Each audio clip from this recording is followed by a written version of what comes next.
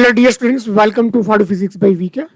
तो बच्चों, आज हम इस वीडियो में आपका एनसीईआरटी का टॉपिक 6.9 इंडक्टेंस, ठीक है, इंडक्टेंस के बारे में आज हम पढ़ने वाले हैं। तो टॉपिक के कुछ की पॉइंट्स यहाँ पे देखो साइड में मैंने लिखे हुए हैं। पहली चीज, थोड़ा लंबा टॉपिक है, ठीक है, तो वन वन क्या क्या चीज डिस्कस करनी और क्या क्या चीज हमें आनी चाहिए पूरा उसके बारे में हमें पता होना चाहिए। तो देखो यहाँ पे पहला जो उसका डेफिनेशन, हमें इंडक्शन एक्सप्लेन करना है, फिर म्यूचुअल इंडक्टेंस हो गया, फिर यहाँ पे derivation equation, theorem of reciprocity, self inductance, derivation and energy, कितनी एनर्जी स्टोर होती है, ठीक है, इंडक्टेंस सेल्फ इंडक्टेंस में, उसकी हम बात करनी है, ठीक है। तो ये हो गई बात इसकी। अब देखो इंडक्टेंस होता क्या है, पहले तो मैं खाली स्लाइड एक ले लेता हूँ, यहाँ पे इसको स्टॉप करता हूँ पहले। तो यहाँ पे आ गई अपनी एक सेपरेट स्लाइड। चलो अब देखो इसको यहाँ पे देख लेते हैं ना कि इंडक्टेंस होता क्या है। पहले सवाल तो है कि इंडक्टेंस होता क्या है। देखो इंडक्टेंस मतलब क्या है ना कि मान लो एक लूप है, ठीक है, इस लूप के साथ मान लो मैं कनेक्ट कर दूं गैल्वेनोमीटर, जिससे हमें पता चले कि इसमें करंट का कुछ चहल पहल हो रहा है। अब पहली चीज, इसमें क्या होगा, करंट इंड्यूस होगा। क्यों इंड्यूस होगा? क्योंकि मैं इसका फ्लक्स चेंज कर रहा हूं। अब फ्लक्स चेंज करने के लिए आप मैग्नेट की हेल्प लो या कोई और लूप की हेल्प लो, या इसके खुद के मैग्नेटिक फील्ड की वजह से फ्लक्स क्रिएट हो खुद का, और खुद के ही फ्लक्स में चेंज अगर आए तो उसकी वजह से भी यहाँ पे एक करंट इंड्यूस हो सकता है। तो मतलब यहाँ पे हम क्या कर रहे हैं, फ्लक्स में चेंज करके करंट इंड्यूस कर रहे हैं, और ये चेंज जो है बाय अनदर कोइल हो सकता है, या तो सेम कोइल हो सकती है, उससे भी हो सकता है, या तो कोई दूसरी कोइल की भी हम हेल्प ले सकते हैं। तो ये जो हमें करंट इंड्यूस्ड हुआ, इसे ही क्या बोल दिया बेटा, इंडक्टेंस बोला। क्या बोला? इंडक्टेंस। अब मानो यहाँ पे दूसरी कोइल मैंने ली हुई है, ये वाली, है ना, और यहाँ पे करंट मान लो इसको ऐसे कुछ करंट फ्लो हो रहा है, ठीक है। तो इसका जो फ्लक्स होगा, है ना, इसका जो फ्लक्स होगा, ठीक है, इतने इसके नंबर ऑफ लूप कितने उसके ऊपर डिपेंड करेगा। पहली चीज तो ये हो गया।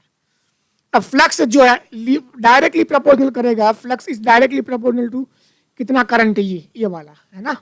हम इसको नंबर 1 दो, इसको नंबर 2 दो, तो flux 1 of 1 directly proportional to 2। बोलो आई क्या बात समझ में, है ना। तो ये भी एक चीज है। तो अगर इसके अगर नंबर ऑफ टर्न ज्यादा होते हैं, तो इसका करंट अगर मान लो ज्यादा फ्लो करवाते हैं, तो उसकी वजह से होता ये है कि मैग्नेटिक फील्ड इसकी क्या होगी, ज्यादा बनेगी। ज्यादा मैग्नेटिक फील्ड होगी तो फ्लक्स इसके साथ जो बनने वाला है वो भी क्या होगा, ज्यादा होगा। तो फ्लक्स में चेंज अगर जो आएगा वो भी क्या होगा, मैक्सिमम चेंज होगा। तो उसकी वजह से जो हमें मिलेगा करंट वो भी क्या होगा, ज्यादा होगा।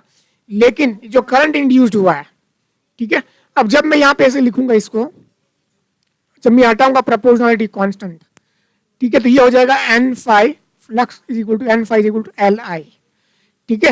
ये मैंने प्रोपोर्शनलिटी हटाई चीज, है ना। अब देखो ये जो कांस्टेंट मैंने रखा, पुट किया, यही क्या हो गया हमारा सेल्फ इंडक्टेंस, यही क्या हो गया हमारा इंडक्टेंस। कॉफिशिएंट ऑफ इंडक्टेंस तुम बोल सकते हो, कॉफिशिएंट ऑफ,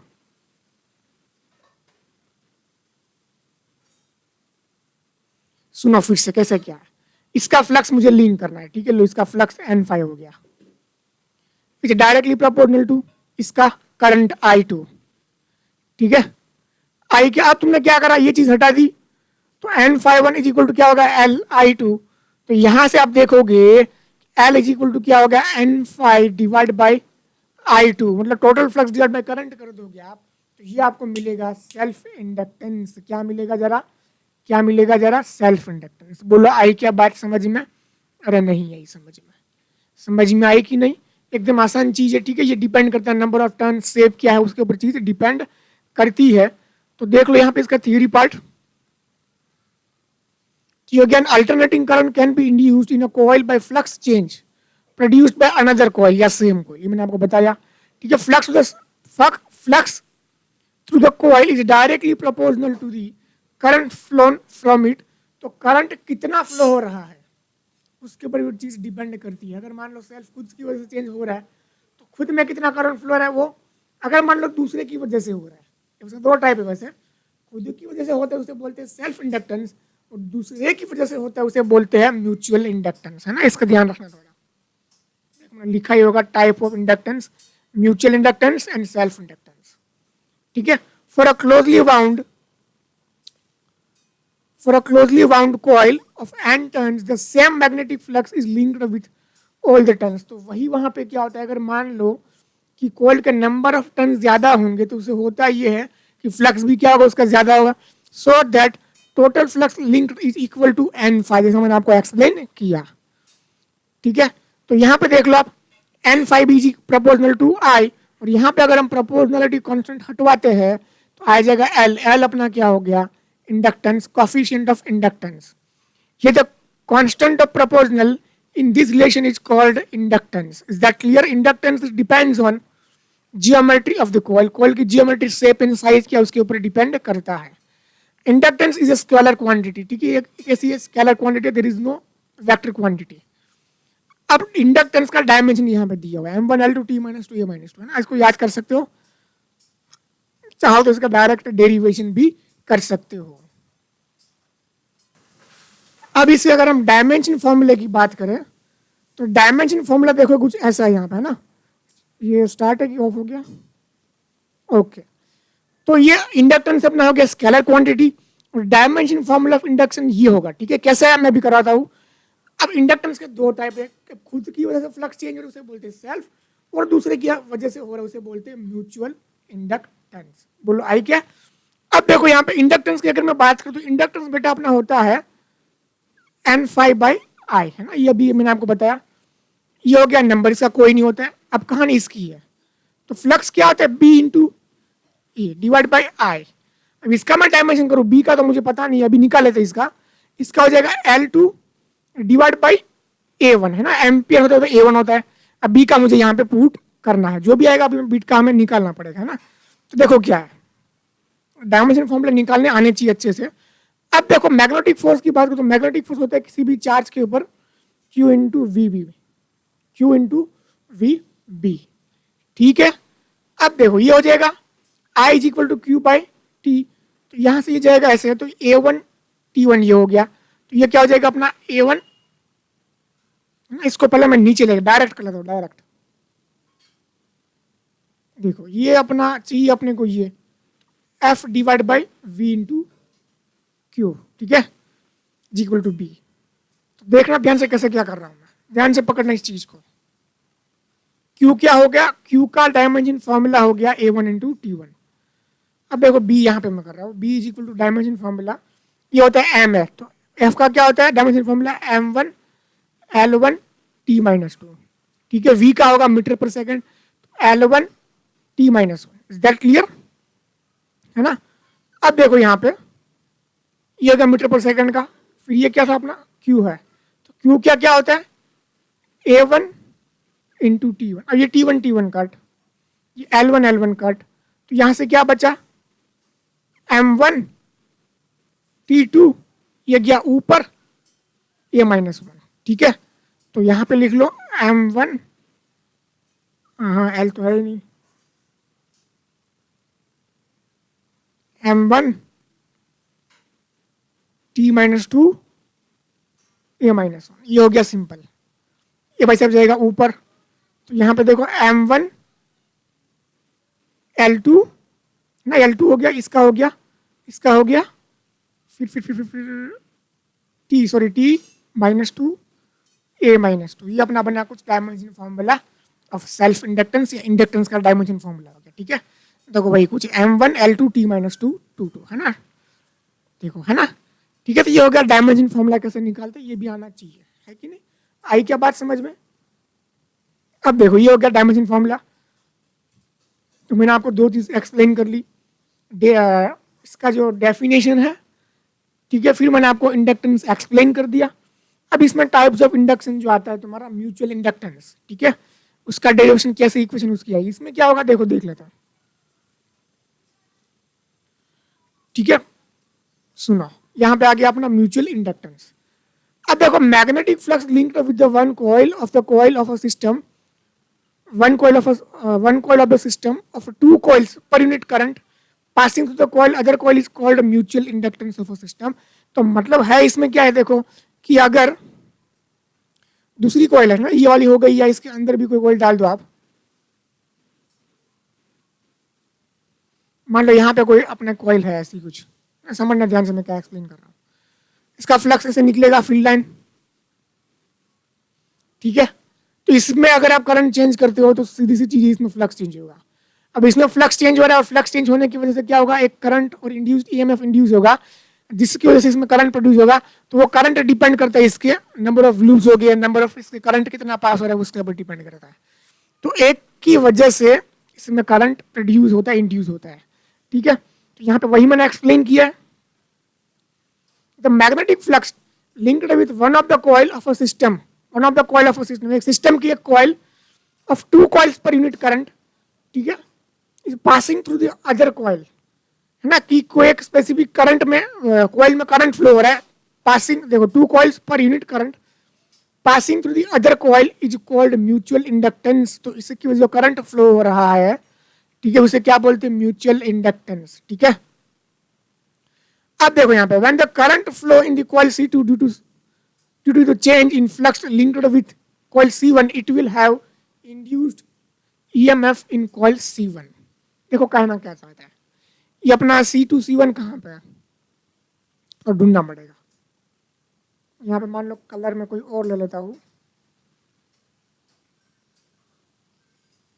मान लो इसको मैं ले लेता हूँ, ये N1 लिखा, ये C2 होगा मेरे ख्याल से, ये C2 है, अंदर वाली C1 है, ठीक है।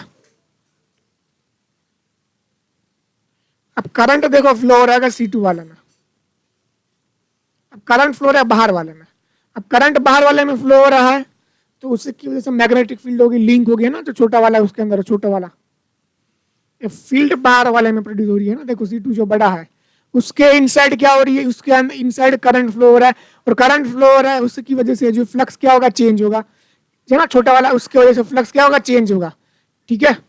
बोलाई क्या बात समझ में है ना, ये आसान चीज है, कुछ है नहीं वैसे इसमें।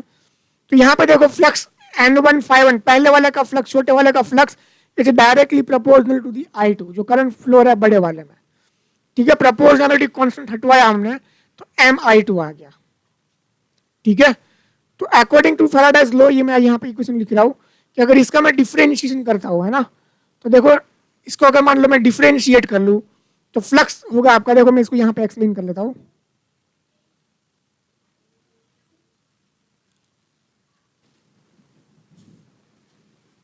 देखो यहाँ पे ये अपने होगी बड़ी वाली कोइल, ठीक है, ये बड़ी वाली कोइल हो गई, है ना। अब इसके अंदर जो छोटी वाली कोइल है उसको पहले ड्रॉ कर लेते हैं ताकि हमें समझ में आ जाए अच्छे से ना, ध्यान से देखना इस चीज को।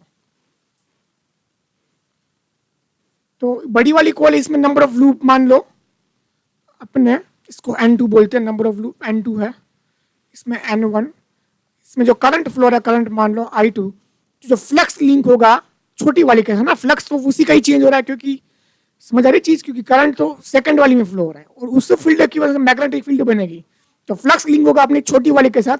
तो मान लो छोटी वाले में टर्न N1 और flux N1 directly proportional to किसके प्रपोर्शनल होगा, I2। बोलो आई क्या बात समझ, वही चीज जो अभी हमने सिखाई, तो N1 ∅1 प्रोपोर्शनल टू, यहां पे जो इसका हो जाएगा M12 इंटू I2, ठीक है। अब यहां से M12 जो आपका होगा N1 ∅1 डिवाइड बाई I2, तो ये फ्लक्स लिंक्ड पर यूनिट करंट क्या है, पर यूनिट करंट। अरे बात समझ, इसलिए क्या लिखा है डेफिनेशन में कि the magnetic flux linked with the one of the coil of system of 2 coils पर unit current is passing through the other coil, है ना, दूसरी कॉइल मतलब C1 वाली, इज कॉल्ड म्यूचुअल इंडक्टेंस। इसे क्या बोलते हैं बेटा, म्यूचुअल इंडक्टेंस। बोल आई क्या बात समझ में नहीं है ये चीज, ठीक है। तो आसान चीजें आसान लैंग्वेज में समझ रहे हैं, तो वही चीज देखिए यहाँ पे घिसा पिटा वही पुराना लिखा हुआ है, फिर अब कोई नहीं। अब इसको तू क्या कर, फ्लक्स तो तुझे फ्लक्स मिला है ना, फ्लक्स जो तुझे मिला इसको तू क्या कर, डिफरेंशिएट कर ले, ठीक है। क्योंकि फैराडे क्या बोलता है, E इक्वल क्या होता है, -d∅/dt। तो पहली वाली का फ्लक्स क्या होता था, N∅1 डिवाइड बाई NT, है ना, dt।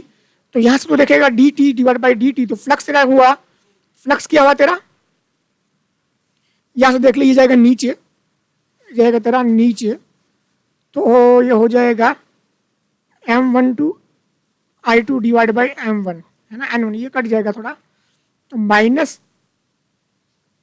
dt हो जाएगा M12 I, ठीक है। तो ये तू अब जब करेगा तो ये हो जाएगा तेरा सॉरी ये माइनस M12 di/dt ये तरह हो जाएगा EMF इंड्यूस्ड। ठीक है, बोला आई क्या समझ में बात समझ में आई क्या? एकदम आसान चीज है। अब देखो यहाँ पे तो वही चीज देख मैंने करी हुई है ना, मैं थोड़ा हट जाऊंगा अभी। देख वही चीज मैंने करी हुई है, थोड़ा अगर लिखना चाहे तो इसको लिख सकता है तो ठीक है, लिख ले फटाफट इसको। देखो है ना, यहाँ आ गया अभी, यहाँ पे हट जाता हूँ मैं थोड़ा, देख फटाफट स्क्रीनशॉट ले और लिख ले। ठीक है, एकदम आसान चीज है। डेफिनेशन फिर से देख लेते हैं। देखो यहाँ पे the magnetic flux linked with one of coil of system, two coil पर यूनिट करंट पास हो रहा है तो अदर कॉइल से पास हो, उसे बोलते हैं अपना म्यूचुअल इंडक्टेंस। बोलो आई क्या बात समझ में? फिर इसका जो क्या दिया है तुझे इंट्रोडक्शन यहाँ पे लिखना है, फिर क्या बोलना है कि इसका जो फ्लक्स होगा छोटी वाले का ये होगा, फिर डिफरेंशिएट करके ई की वैल्यूज लेके आ जा। देखिए यहाँ पे करा हुआ है। ठीक है, बोल आई क्या बात समझ में? अब M12 का मतलब ये होगा mutual inductance of one respect to two या ड्यू टू टू, ऐसा तुम बोल सकते हो है ना, अकॉर्डिंग फैराडेज लॉ। ये फिर हमने करा। अब ये डिपेंड करता है शेप ऑफ द कॉइल, आपको मैंने बताया, size of the coil, geometry, in short number of turns, फिर distance between the coil, coil के बीच से कितना डिस्टेंस अंतर है वो सब, फिर एंगल ऑफ म्यूचुअल इंक्लिनेशन, क्योंकि उनके जो एंगल है मैग्नेटिक फील्ड और एरिया वेक्टर वो भी डिपेंड करता है। Material on which they are bound, कौन से मटेरियल के ऊपर बाउंड किया गया है उसके ऊपर भी चीजें डिपेंड करती है। इसका स्क्रीनशॉट ले लो, मैं हट जाता हूँ। ठीक है, चलो ये हो गया आसान चीजें। ये तो बात करी हमने म्यूचुअल इंडक्टेंस की। अब देखो यहाँ पे एक एग्जांपल लिया हुआ है, छोटा सा एग्जांपल लिया हुआ है। ये अपना लिया है अपना सोलेनॉइड है ना, ये हमने क्या लिया सोलेनॉइड, और उसके अंदर भी एक छोटी सी सोलेनॉइड है। अब देखो बड़े वाला इसको 2 नाम है, सेकंड वाला का 1 नाम है, इसकी रेडियस R2, छोटे वाले की रेडियस R1। अब यहाँ पे देखो current flowing in second loop, second loop में करंट फ्लो रहा है कितना I2 वाला है ना, समझ रही चीज। तो magnetic field due to I2 क्या होगा बड़ा वाला म्यू N2 I2। बोलो आई क्या बात समझ में? म्यू N2 है ना, म्यू 0 Ni, फॉर्मूला अपना है mu 0 Ni, B equal to होता है म्यू 0 Ni, ये अपना क्या है फॉर्मूला है। तो ये लगा formula. Due to this field flux linked with first coil, flux first coil का फ्लक्स क्या होगा, इसको करता हूं मैं इरेज। तो फ्लक्स फर्स्ट कॉइल का होगा यहाँ पे N1 इंटू 5 है ना, यहाँ पे लिख लेता हूं मैं N1 into 5, number of loops है ना, तो number of turns, sorry number of turns N1 into magnetic field into area. तो नंबर ऑफ टर्न्स कितने होंगे, नंबर ऑफ टर्न्स, तो नंबर ऑफ टर्न्स कितने होंगे, length, number of turns unit per unit length into length, तो हो जाएगा N1 into L, B mu 0 N2 है ना, number of turns per length N2 I2 into पहले वाला का एरिया कितना है तो पाई R1 स्क्वायर। ठीक है, तो यहां से आप देखोगे म्यू 0 N1 N2 फिर पाई R1 स्क्वायर इंटू I2, ये हो गया आपका फ्लक्स। अब क्या करना है आपको, डिवाइड बाय आई कर लो, खत्म है ना, डिवाइड बाय क्या करना I2, जो इसके ऊपर फ्लोर है वो I2 कर लिया। देखो ये आगे चीज यहाँ पे ऐसी I2 कर दिया, तो क्या बची चीज, कुछ नहीं है ना। बाकी ये जो क्या हो गया आपका mutual inductance of 1 due to 2। ठीक है, आई क्या बात समझ। वैसे हम कर सकते हैं M21 पे निकाल सकते हैं, mutual inductance of 2 respect to 1। ठीक है, अब करंट हमने क्या किया, बड़ी वाले में फ्लो किया, छोटी वाले में फ्लो करो। तो मैग्नेटिक फील्ड क्या होगी पता है, इसके अंदर ही होगी, इस ई रीजन में होगी मैग्नेटिक फील्ड। ठीक है, आ रही है बात समझ में, आई क्या समझ में? तो देखो कर लेते, यहाँ पे कर लेते इस चीज को है ना। अब देखो यहाँ पे तो बड़ी वाली लिंक फ्लक्स कितना होगा, तो फ्लक्स लिंक उसका एरिया मतलब उसका number of turns into area, area यहाँ पे कितना आएगा छोटी वाले का क्यों, क्योंकि उसी रीजन में होगी ना मैग्नेटिक फील्ड, तो इसी रीजन में होगी। ठीक है, ये इन्फिनिट इसी रीजन में होगी ना मैग्नेटिक, ये जो रीजन है ये वाला इसी रीजन में होगी, बाहर तो होगी नहीं क्योंकि ये सोलेनॉइड है, जस्ट बाहर फील्ड होती ही नहीं है ना। इसको करता हूँ मैं इरेज। ठीक है, आई क्या बात समझ में, इसका एरिया क्या होगा, इसका एरिया A2 है ना, सॉरी A1, छोटी वाले का A1 है। ठीक है, बोलो आई क्या बात समझ में, N1 क्या है, बड़ी वाले के लूप्स।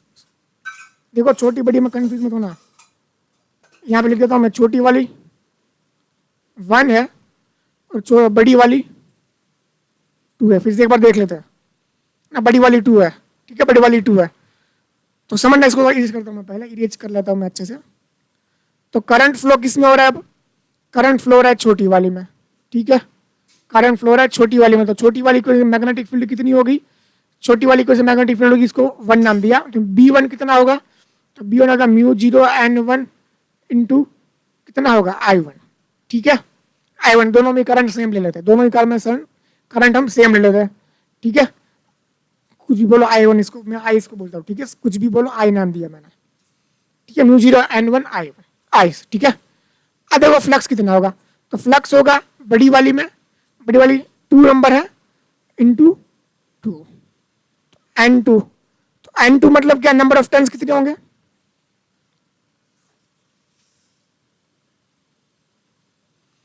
तो नंबर ऑफ टर्न्स यहाँ पे कर लेता हूँ मैं। नंबर ऑफ टर्न्स मतलब होता है number of turns N2 is equal to number of turn total divide by length, तो ये हो गया N into small n to L। कहानी खत्म, अब इसकी बारी। बी कितना, μ0n1 into I into area होगा, ठीक है। ये क्या होता है, flux phi is equal to B into area, तो बी हो गया इतना, ठीक है। एरिया कितना होगा, पाई R1 स्क्वायर। क्यों ऐसा, क्योंकि एरिया आप देखोगे यहाँ पे है ना, छोटे वाला एरिया जो, अगर मान लो करंट छोटी वाले से भी फ्लो होगा, छोटी वाली में से भी, है ना, तो ये जो टोटल फ्लक्स लिंक है बड़ी वाली के साथ, इतने में ही होगा, इतने एरिया में होगा ना फ्लक्स लिंक, ये पूरा एरिया, तो वही इसलिए हमें क्या लेना पड़ेगा, पाई R1 स्क्वायर।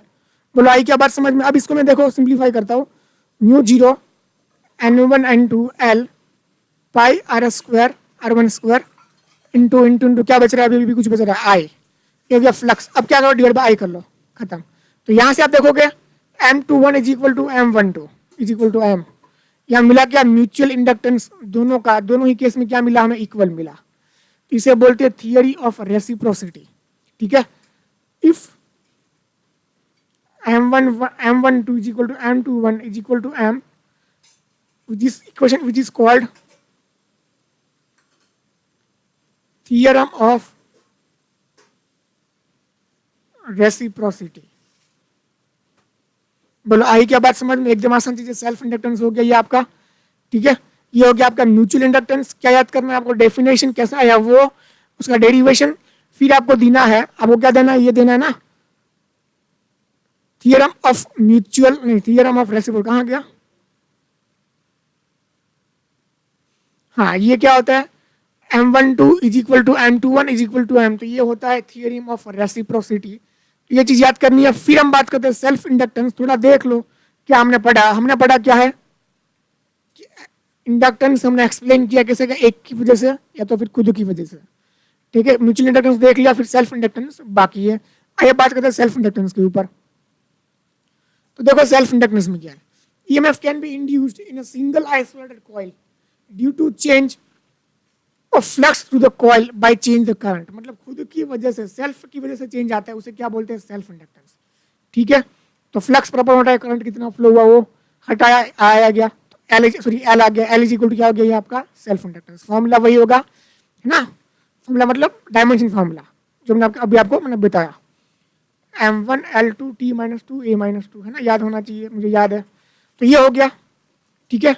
अब यहाँ पे देखो, when the current vary from the same coil, the flux linked with the coil also change and EMF induced, ठीक है। अब आओ तो कितना होगा, यहाँ पे देखो N5 divide by dt, differentiate करेगा तो क्या आएगा, EMF अपना -LdI/dt। ये कहाँ से आया, तो ये यहाँ से आया, यहाँ से देखो L कितना हो जाएगा ये, ठीक है। फ्लक्स अब देखोगे आप, देखो यहाँ आपने करा हुआ है, फाई की वैल्यूज आप करोगे N × 5 फ्लक्स, टोटल फ्लक्स होता है ना N × 5, तब जब फाई की वैल्यूज पुट करोगे यहाँ से LI is equal to N5, तो फाई की वैल्यू ये होती है, पुट करी यहाँ पे, पुट करी यहाँ पे, N से N कट जाएगा, तो यहाँ पे देखोगे तो ये जो ना, ये L आ जाएगा बाहर, L आ जाता बाहर इंटू L, तो ये हो गया आपका EMF induced in a coil, इसे बोलते हैं इंडक्टर, ठीक है। Inductance L into change of current, तो self inductance EMF is always oppose any change of current in the coil. जब सेल्फ इंडक्टेंस जो प्रोड्यूस हुआ चेंज की वजह से तो प्रोड्यूस हुआ है। तो लेंस हमें क्या बोल गया, लेंस हमने ये बोला कि जिसने उसको प्रोड्यूस किया उसका ये क्या करेगा, अपोज करेगा। तो सीधी सी चीज है, यहाँ पे क्या होगा, अपोज तो होगा ही होगा, है ना। तो ये हो गया आपका सेल्फ इंडक्टेंस। फिर आप देखोगे यहाँ पे उसका एक लिया है डेरिवेशन पार्ट, है ना, ये अपना हो गया सोलेनॉइड। अब यहाँ पे मान लो कोई ऐसी करंट फ्लो हो रहा है, तो उसका हो गया सेल्फ इंडक्टेंस N5/I। अब फ्लक्स करो B × A, है ना, तो ये हो गया फ्लक्स N5, तो म्यूचुअल आयनाई फील्ड होगी ठीक है। एन मतलब क्या होगा, mu zero N I N L A, ठीक है।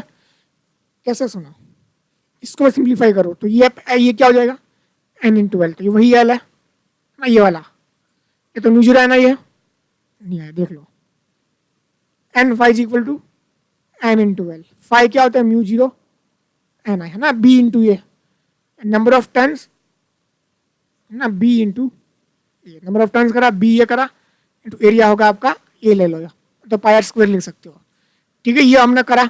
फिर अब देखो कि जब हम आई से हमें क्या करना है, सिंपली हमें फ्लक्स मिल गया, डिवाइड कर दिया आई से, तो ये अपना हो गया mu zero N square L है। ये फ्लक्स सेल्फ इंडक्टेंस याद होना चाहिए, इतना होता है self inductance of a coil, ठीक है।